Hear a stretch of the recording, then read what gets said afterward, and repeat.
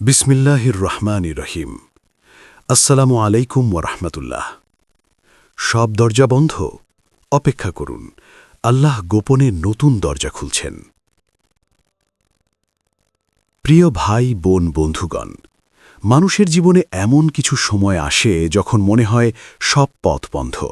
চারদিকে অন্ধকার, সামনে কুয়াশা, পেছনে ব্যর্থতার দীর্ঘ ছায়া। দোয়া করছি, চেষ্টা করছি, কাঁদছি, তবুও যেন কোনো সাড়া নেই। এই সময়টাতেই শয়তান ফিসফিস করে বলে, তোমার জন্য কিছু নেই।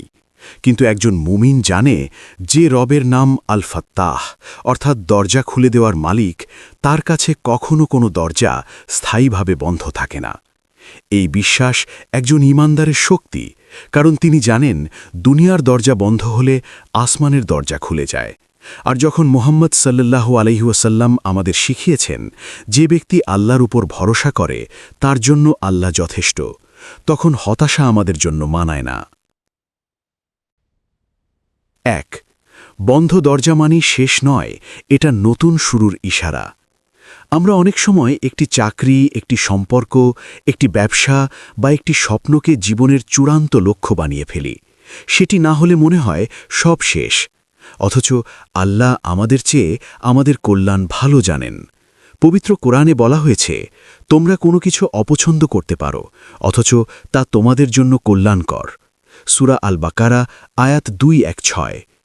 এই আয়াত আমাদের শেখায় যা আজ ক্ষতি মনে হচ্ছে তা হয়তো আগামী দিনের বড় উপকারের প্রস্তুতি। হয়তো আপনি যে চাকরিটি পাননি সেটি আপনাকে এমন পরিবেশে নিয়ে যেত যেখানে ঈমান দুর্বল হয়ে যেত।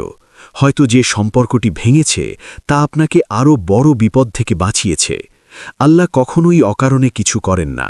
তিনি যখন একটি দরজা বন্ধ করেন তখন একই সাথে অন্য কোনো দরজার চাবি প্রস্তুত করেন। ২. নবীদের জীবন, বন্ধ দরজা থেকে খোলা আসমান। ইতিহাস সাক্ষী, সবচেয়ে কঠিন মুহূর্তগুলোতেই আল্লাহর সাহায্য সবচেয়ে নিকটবর্তী হয়। ক. হিজরতের রাত, যখন মুহাম্মদ সাল্লাল্লাহু আলাইহি ওয়াসাল্লাম ও আবু বকর সিদ্দিক সৌর গুহায় আশ্রয় নিয়েছিলেন, চারদিকে শত্রু, পায়ের আওয়াজ গুহার মুখ পর্যন্ত পৌঁছে গেছে। তখন মানবিক দৃষ্টিতে সব দরজা বন্ধ, কিন্তু রাসূল বললেন, চিন্তা করো না, আল্লাহ আমাদের সাথে আছেন। এই একটি বাক্য ইতিহাস বদলে দিয়েছে। সেদিন গুহা ছিল আশ্রয়, আজ তা ঈমানের শিক্ষা। খ. ইউসুফ আলাইহিসসালামের কারাগার, যখন ইউসুফ আলাইহিসসালাম কারাগারে বন্দী, তিনি কি ভেবেছিলেন একদিন মিশরের শাসক হবেন? কারাগার ছিল অন্ধকার, কিন্তু সেটিই ছিল রাজত্বের দরজা। যদি তিনি কারাগারে না যেতেন তাহলে রাজপ্রাসাদে পৌঁছনোর পথও খুলত না। এটাই আল্লাহর পরিকল্পনা। আমরা বর্তমান দেখি, তিনি ভবিষ্যৎ দেখেন। ৩. কেন আল্লাহ কিছু দরজা বন্ধ করেন? ১. আমাদের সংশোধনের জন্য, যেন আমরা ভুল পথ থেকে ফিরে আসি। ২. ধৈর্য পরীক্ষা করার জন্য, কারণ জান্নাত সহজ নয়। ৩. আমাদেরকে বড় কিছুর জন্য প্রস্তুত করার জন্য, ছোট ক্ষতি দিয়ে বড় কল্যাণের দিকে ঠেলে দেন। ৪. আমাদেরকে তার দিকে ফিরিয়ে আনতে। অনেক সময় মানুষ সুখে আল্লাহকে ভুলে যায়, কষ্ট তাকে সিজদায় ফিরিয়ে আনে। বন্ধ দরজা মানেই শাস্তি নয়, অনেক সময় সেটি দয়া। ৪. অপেক্ষার সময় কি করবেন? অপেক্ষা মানে বসে থাকা নয়, অপেক্ষা মানে বিশ্বাস নিয়ে প্রস্তুতি। ক. তাওয়াক্কুল করুন। তাওয়াক্কুল মানে শুধু বলা নয়, হৃদয়ে দৃঢ় বিশ্বাস রাখা যে আল্লাহ যা করবেন সেটাই উত্তম। চেষ্টা চালিয়ে যান, কিন্তু ফল আল্লাহর হাতে ছেড়ে দিন।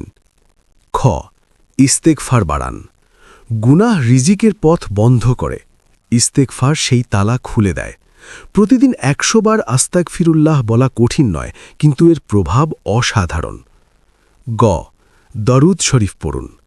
রাসূল সাল্লাল্লাহু আলাইহি ওয়াসাল্লামের উপর দরুদ পাঠ দোয়া কবুলের একটি বড় মাধ্যম। আল্লাহ তার প্রিয় বান্দার নাম উচ্চারিত হলে খালি হাতে ফিরিয়ে দেন না। ঘ. রাতের নীরবতা কাজে লাগান। তাহাজ্জুদের সময় আল্লাহর নিকটবর্তী হন। সেই সময়ের একটি সিজদা হয়তো আপনার জীবনের মোড় ঘুরিয়ে দেবে। ৫. গোপন দরজা, যেভাবে খোলে। আল্লাহর দরজা সবসময় দৃশ্যমান নয়, কখনো তা আসে অপ্রত্যাশিত ফোন কলের মাধ্যমে, নতুন পরিচয়ের মাধ্যমে, হঠাৎ কোনো আইডিয়ার মাধ্যমে, অথবা হৃদয়ের ভেতরে এক অদ্ভুত শান্তির মাধ্যমে। আপনি ভাবছেন কিছুই হচ্ছে না, কিন্তু ভেতরে ভেতরে আপনার চরিত্র গড়ছে, ঈমান শক্ত হচ্ছে, ধৈর্য তৈরি হচ্ছে। এই গুণগুলোই ভবিষ্যতে সাফল্যের ভিত্তি। 6. হতাশা শয়তানের ফাঁদ। হতাশা হলো ঈমানের শত্রু। শয়তান চায় আপনি বিশ্বাস হারান, কারণ যে মানুষ বিশ্বাস হারায় সে চেষ্টা ছেড়ে দেয়, আর যে চেষ্টা ছেড়ে দেয় সে দরজার সামনে দাঁড়িয়ে থেকেও দরজা খুলতে পারে না। মনে রাখুন, আল্লাহর রহমত থেকে নিরাশ হওয়া মুমিনের কাজ নয়। একটি বাস্তব উদাহরণ। ধরুন আপনি বহু চেষ্টা করেও একটি পরীক্ষায় সফল হতে পারছেন না। আপনি ভাবছেন আমি ব্যর্থ, কিন্তু হয়তো আল্লাহ আপনাকে অন্য কোনো দুঃখতার দিকে ঠেলে দিচ্ছেন। আপনি যদি ধৈর্য ধরেন, চেষ্টা চালিয়ে যান, হয়তো কয়েক বছর পর দেখবেন যে পথে আপনাকে নেওয়া হয়েছে সেটিই আপনার প্রকৃত গন্তব্য ছিল। আমরা প্রায়ই পরে বুঝি যা তখন কষ্ট মনে হয়েছিল সেটিই ছিল রহমত। নিজের ভেতরের দরজা খুলুন। অনেক সময় বাইরের দরজা বন্ধ হয় কারণ ভেতরের দরজা বন্ধ। আমরা কি গুনাহ ছাড়ছি?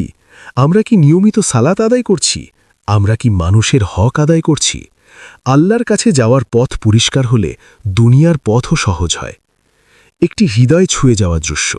ভাবুন, একটি শিশু অন্ধকার ঘরে আটকে গেছে। সে কাঁদছে, ভয় পাচ্ছে। হঠাৎ দরজা খুলে তার বাবা ঢুকে পড়ে। আলো জ্বলে যায়, ভয় দূর হয়। আমরা সেই শিশুর মতো, আর আল্লাহ আমাদের রব। পার্থক্য শুধু এটাই, তিনি আমাদের ডাক শুনতে কখনো দেরি করেন না, কিন্তু তিনি জানেন কখন দরজা খুললে তা আমাদের জন্য সবচেয়ে উপকারী হবে। প্রিয় বন্ধু, অপেক্ষা করুন, কিন্তু থেমে যাবেন না।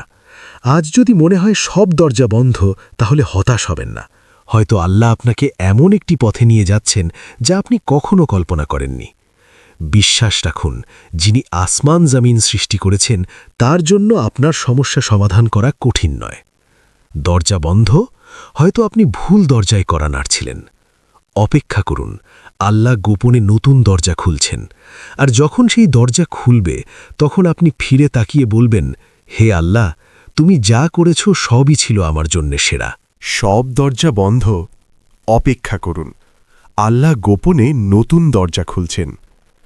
প্রথম পর্বে আমরা জেনেছি বন্ধ দরজা মানেই শেষ নয়, বরং তা নতুন সূচনার ইশারা হতে পারে। এখন প্রশ্ন হল, কিভাবে বুঝবেন আল্লাহ আপনার জন্য নতুন দরজা খোলার প্রস্তুতি নিচ্ছেন? অনেক সময় আল্লাহ সরাসরি কোনো সংকেত দেন না, কিন্তু কিছু সূক্ষ্ম লক্ষণ থাকে যা একজন সচেতন মুমিন অনুভব করতে পারেন। 1. হৃদয়ে অকারণ শান্তি নেমে আসে। সমস্যা রয়ে গেছে, পরিস্থিতি বদলায়নি, তবুও আপনার হৃদয়ে অদ্ভুত এক প্রশান্তি কাজ করছে। এটাই আল্লাহর পক্ষ থেকে প্রথম সুসংবাদ, কারণ বাহ্যিক সমাধানের আগে তিনি অভ্যন্তরীণ স্থিরতা দেন। পবিত্র কুরআনে বলা হয়েছে, নিশ্চয়ই আল্লাহর স্মরণে হৃদয় প্রশান্ত হয়। সূরা রাদ, আয়াত 13। এই প্রশান্তি হল নতুন দরজা খোলার আগের নীরব প্রস্তুতি। 2. দোয়ার প্রতি টান বাড়তে থাকে। যখন আল্লাহ কোনো বান্দাকে কাছে টানতে চান, তখন তার অন্তরে দোয়ার আগ্রহ জাগিয়ে দেন। আপনি লক্ষ্য করবেন, আগে যেখানে নামাজে মন বসত না, এখন সেখানে কান্না আসে। আগে যেখানে তাহাজ্জুদ কঠিন ছিল, এখন সহজ লাগে। এটা কোনো কাকতালীয় ঘটনা নয়, এটা ইশারা আপনার রব আপনাকে প্রস্তুত করছেন। যেমন কঠিন সময়েই মুহাম্মদ সাল্লাল্লাহু আলাইহি ওয়াসাল্লাম সবচেয়ে বেশি দোয়া করতেন। বদরের ময়দানে তিনি এত কাঁদলেন যে তার চাদর কাঁধ থেকে পড়ে যায়। সেই কান্নার পরেই বিজয় এলো। 3. পুরনো আসক্তি থেকে দূরে সরে যাওয়া। হয়তো আগে কিছু বিষয় আপনাকে ভীষণ টানত, অপ্রয়োজনীয় সম্পর্ক, সময় নষ্ট করা কাজ, গুনাহ, কিন্তু এখন সেগুলো থেকে মন সরে যাচ্ছে। এটা হলো আল্লাহর রহমত, কারণ নতুন দরজা খুলতে হলে পুরনো কিছু দরজা বন্ধ করতেই হয়। যখন ইউসুফ আলাইহি ওয়াসাল্লাম প্রাসাদের ফিতনা থেকে বাঁচলেন, তখনই তার জন্য সম্মানের দরজা প্রস্তুত হচ্ছিল। 4. অল্পে তৃপ্তি, বেশি কৃতজ্ঞতা। একজন মানুষ যখন ছোট ছোট নিয়ামতেও কৃতজ্ঞ হতে শেখে, তখন আল্লাহ তাকে বড় নিয়ামতের যোগ্য বানান। আপনি হয়তো বড় কিছু পাননি, কিন্তু যা আছে তা নিয়েই আলহামদুলিল্লাহ বলতে পারছেন, এটাই নতুন দরজার ইঙ্গিত, কারণ কৃতজ্ঞতা হল বৃদ্ধি পাওয়ার চাবি। 5. বারবার বাধা আসা কিন্তু ভেঙে না পড়া। কখনো কখনো আল্লাহ নতুন দরজা খোলার আগে আপনার ধৈর্য পরীক্ষা করেন। একটি পরিকল্পনা ভেঙে গেল, আরেকটি সুযোগ হাতছাড়া হলো, তবুও আপনি ভেঙে পড়লেন না, বরং বললেন, নিশ্চয়ই আল্লাহর পরিকল্পনা উত্তম। এই মানসিকতা তৈরি হলে বুঝবেন আপনি প্রস্তুত হচ্ছেন। 6. অপ্রত্যাশিতভাবে নতুন চিন্তা বা সুযোগ আসা। হঠাৎ মনে হলো আমি এই কাজটি শুরু করতে পারি। হঠাৎ কারো সাথে পরিচয় হলো যে আপনাকে অন্য পথে চিন্তা করতে সাহায্য করল। আল্লাহ অনেক সময় মানুষের মাধ্যমে পথ খুলে দেন। যেমন হিজরতের সময় আবু বকর সিদ্দিক ছিলেন রাসূল সাল্লাল্লাহু আলাইহি ওয়াসাল্লামের সঙ্গী। আল্লাহ একজন বিশ্বস্ত সঙ্গী দিয়ে নতুন ইতিহাসের দরজা খুলে দেন। 7. নিজের ভেতরে পরিবর্তন অনুভব করা। সবচেয়ে বড় ইঙ্গিত হল আপনি আগের মতো নেই।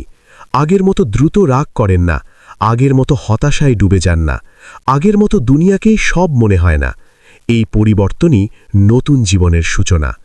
যখন দরজা খুলবে, মনে রাখবেন, আল্লাহর দরজা হঠাৎই খুলে যায়। আপনি কল্পনাও করতে পারেন না কখন, কোথা থেকে, কিভাবে। আজ যে জায়গায় দাঁড়িয়ে কাঁদছেন, কয়েক বছর পর হয়তো সেখানেই দাঁড়িয়ে আপনি অন্য কাউকে সান্ত্বনা দেবেন। আপনি বলবেন, আমি জানি এই কষ্টের পেছনে রহমত আছে, কারণ আমি নিজে দেখেছি। প্রিয় বন্ধু, যদি আজ আপনার জীবন থমকে থাকে, মনে হয় সব বন্ধ, তাহলে এটুকু মনে রাখুন, আল্লাহ নীরব থাকেন কিন্তু নিষ্ক্রিয় নন। তিনি দেরি করেন কিন্তু ভুল করেন না। তিনি বন্ধ করেন কিন্তু চিরতরে নয়। হয়তো আপনি এখন অপেক্ষার অধ্যায়ে আছেন, কিন্তু অপেক্ষার পরই আসে উন্মোচন। অপেক্ষা করুন, ইস্তিগফার করুন, দোয়া করুন, ধৈর্য ধরুন। আপনার রব গোপনে এমন একটি দরজা খুলছেন, যার সামনে দাঁড়িয়ে আপনি বিস্ময়ে বলবেন, হে আল্লাহ, তুমি যা রেখেছিলে তা আমার কল্পনার চেয়েও সুন্দর। সব দরজা বন্ধ? অপেক্ষা করুন, আল্লাহ গোপনে নতুন দরজা খুলছেন। প্রথম পর্বে আমরা বুঝেছি বন্ধ দরজা মানেই শেষ নয়। দ্বিতীয় পর্বে জেনেছি কিভাবে বুঝবেন আল্লাহ নতুন দরজা খোলার প্রস্তুতি নিচ্ছেন।